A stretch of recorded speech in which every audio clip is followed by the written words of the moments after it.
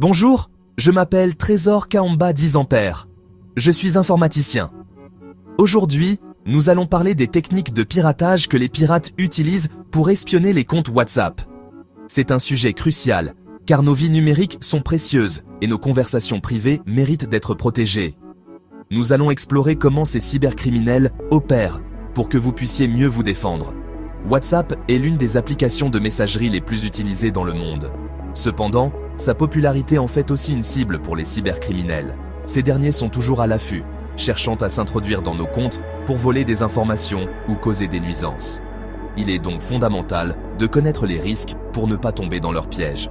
Cette vidéo vous aidera à comprendre les méthodes de piratage les plus courantes et à adopter les bons réflexes pour s'en protéger.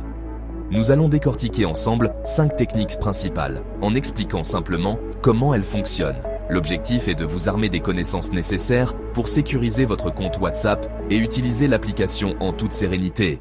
Soyez attentifs, c'est parti! Alors, la première technique, c'est un grand classique, mais elle fait toujours des ravages. L'attaque par interception du code de vérification, aussi appelé OTP pour One Time Password. Vous savez, ce fameux code à 6 chiffres que WhatsApp vous envoie par SMS quand vous installez l'application ou que vous reconnectez votre compte sur un nouveau téléphone. Le pirate, lui, commence par une manœuvre toute simple. Il installe WhatsApp sur son propre appareil, mais en utilisant votre numéro de téléphone. À ce moment-là, logiquement, WhatsApp envoie le code de vérification par SMS directement sur votre téléphone. Le pirate n'a donc pas encore accès à votre compte, mais il a déjà franchi la première étape. C'est là que la partie la plus vicieuse de l'attaque entre en jeu, l'ingénierie sociale. Le pirate ne va pas essayer de hacker votre téléphone à distance pour lire le SMS. Non, c'est souvent trop compliqué. Il va plutôt essayer de vous manipuler, de vous piéger pour que vous lui donniez vous-même ce précieux code. Il peut vous appeler, se faisant passer pour un employé de WhatsApp, de votre opérateur téléphonique ou même d'une entreprise connue. Il peut aussi vous envoyer un SMS ou un message WhatsApp, s'il a un autre moyen de vous contacter, avec un prétexte bidon. Les messages typiques sont du genre « Bonjour, c'est le support technique de WhatsApp. Nous avons détecté une activité suspecte sur votre compte et nous vous avons envoyé un code de vérification par erreur. Pourriez-vous nous le transférer rapidement pour sécuriser votre compte ?»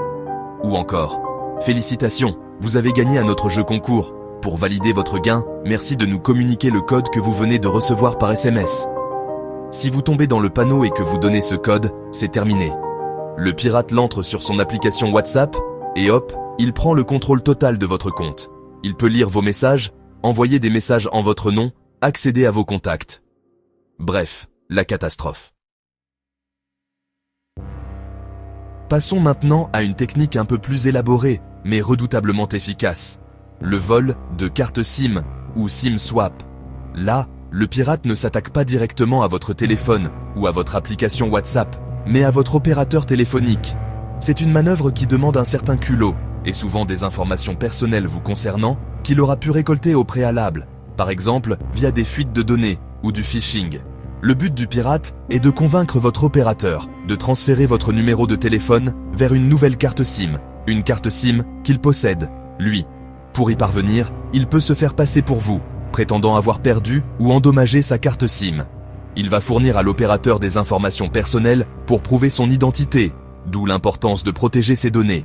Si l'opérateur tombe dans le panneau et effectue le transfert, votre carte SIM actuelle devient inactive et la nouvelle carte SIM entre les mains du pirate devient active avec votre numéro de téléphone.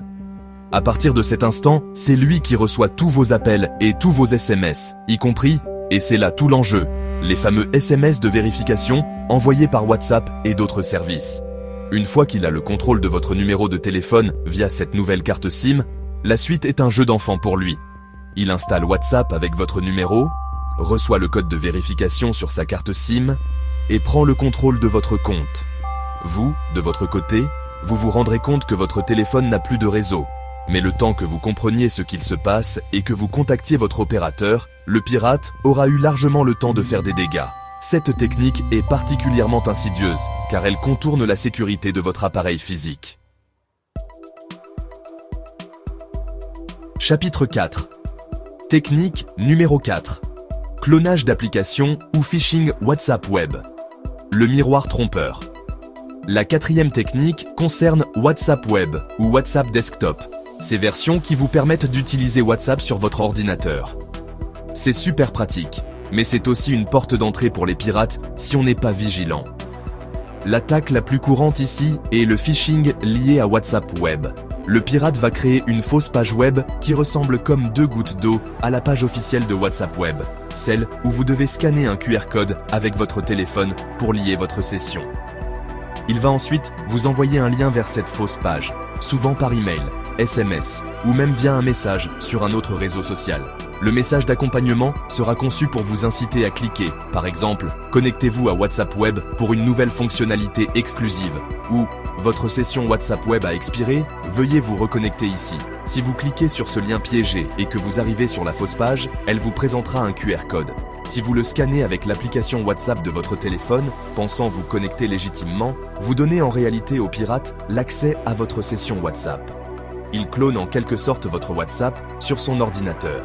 Une fois qu'il a accès à votre session WhatsApp Web, le pirate peut lire tous vos messages en temps réel, voir les nouveaux messages arriver, envoyer des messages en votre nom, accéder à vos contacts et à vos fichiers partagés tant que cette session reste active, et le pire, c'est que vous ne vous en rendrez peut-être pas compte immédiatement, surtout s'il est discret. Il est donc crucial de toujours vérifier l'URL de la page WhatsApp Web avant de scanner un QR code et de se méfier des liens reçus de sources inconnues ou suspectes.